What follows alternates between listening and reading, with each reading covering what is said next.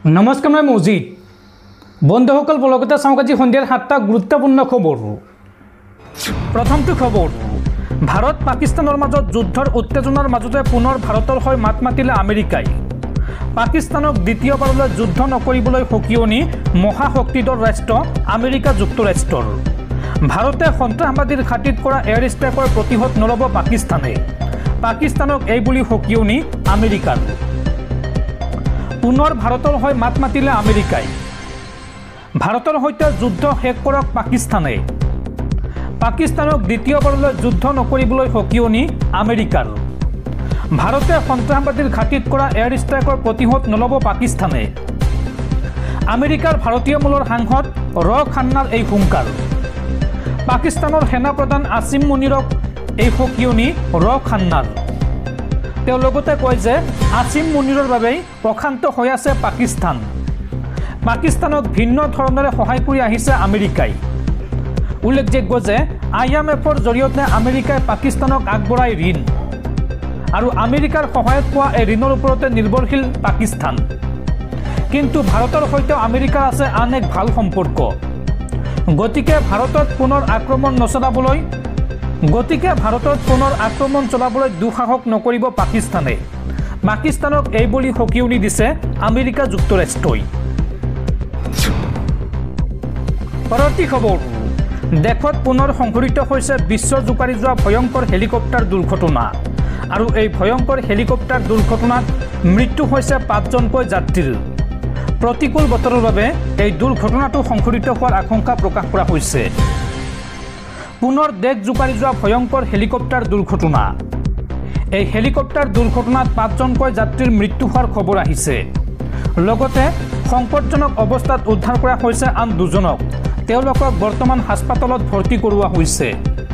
চাৰধাম যাত্ৰাৰ বাবে হেলিকপ্টাৰেৰে গৈছিল এই আটাইকেইজন ব্যক্তি। উত্তৰাখণ্ডৰ উত্তৰ কাশীত সংঘটিত হৈছে এই ভয়ংকৰ হেলিকপ্টাৰ দুৰ্ঘটনা। আৰু দুৰ্ঘটনাৰ খবৰ লাভ কৰিয়েই ঘটনাস্থলীত উপস্থিত হৈছে গৈ আৰক্ষী আৰু প্ৰশাসনৰ লোক। পৰৱৰ্তী খবৰ, পাকিস্তানী আৰ্মীৰ বাহনত পুনৰ ভয়ংকৰ আক্ৰমণ। পাকিস্তানী সেনাৰ 12গৰাকী জোৱানৰ মৃত্যু হৈছে এই ভয়ংকৰ আক্ৰমণৰ ফলত। আইডিৰে উৰুৱাই দিলে পাকিস্তানী আৰ্মীৰ বাহন। সম্পূৰ্ণৰূপে বিধ্বস্ত হৈ পৰে সেনাৰ বাহনখন। পাকিস্তানী সেনাৰ ওপৰত পুনৰ ভয়ংকৰ এম্বুছ দুৰ্ধৰ্ষ সন্ত্ৰাসবাদী সংগঠন বেলুচিস্তান লিবাৰেশ্যন আৰ্মীৰ। পাকিস্তানী সেনাৰ 12গৰাকীকৈ জোৱানৰ মৃত্যুৰ খবৰ। আইডি বিস্ফোৰণত তছনছ হৈছে পাকিস্তানী সেনাৰ বাহন। ঘৰ শত্ৰুৰ আক্ৰমণত বিধ্বস্ত পাকিস্তানী সেনা। পাক সেনাৰ বাহনত বেলুচিস্তান লিবাৰেশ্যন আৰ্মীৰ ভয়ংকৰ আক্ৰমণ। আইডিৰে উৰুৱাই দিয়া হ'ল পাকিস্তানী আৰ্মীৰ বাহন।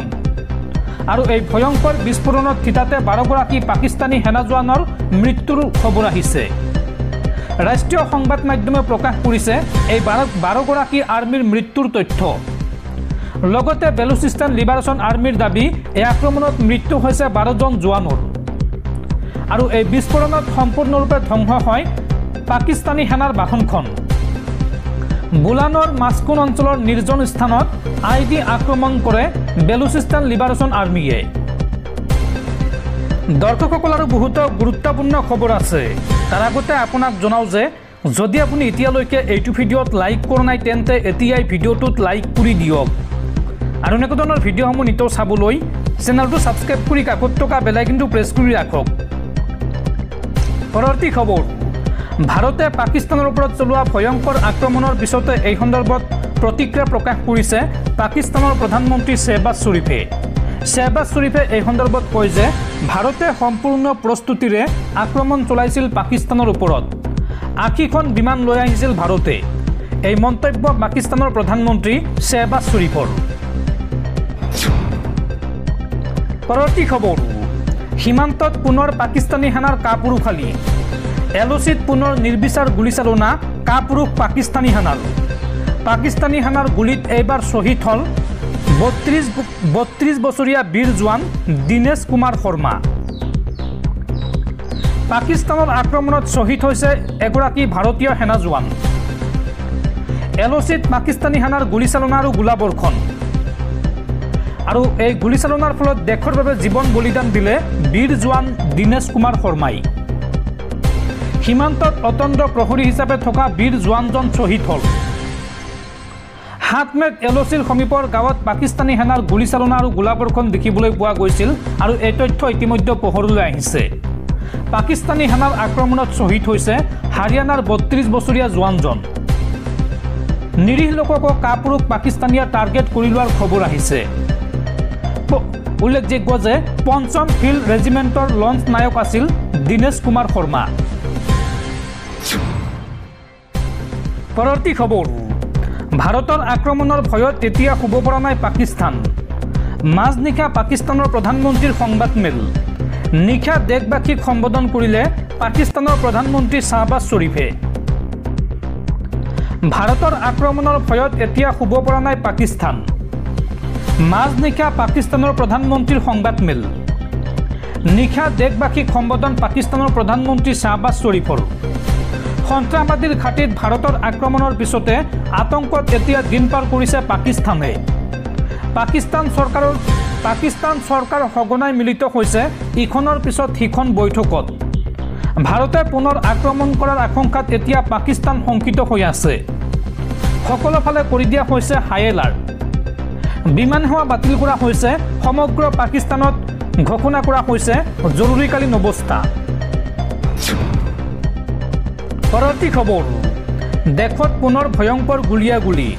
এইবাৰ তেলেংগানাত নক্সালবাদী আৰু নিৰাপত্তাৰক্ষীৰ মাজত হোৱা ভয়ংকৰ গুলীয়াগুলীত শ্বহীদ হৈছে 3জনকৈ জোৱান আৰু এই ঘটনাত আহত হৈছে আন 3গৰাকী জোৱান। ভাৰতীয় জোৱানৰ ওপৰত পুনৰ ভয়ংকৰ আক্ৰমণ ঘৰ শত্ৰুৰ। আইডিৰে কৰা আক্ৰমণত শ্বহীদ হৈছে 3জনকৈ আৰক্ষী জোৱান। তেলেংগানাৰ মুলুগু জিলাত নক্সালবাদীৰ আইডি বিস্ফোৰণ আৰু এই আইডি বিস্ফোৰণত তেলেংগানা আৰক্ষীৰ 3গৰাকী জোৱান শ্বহীদ হৈছে।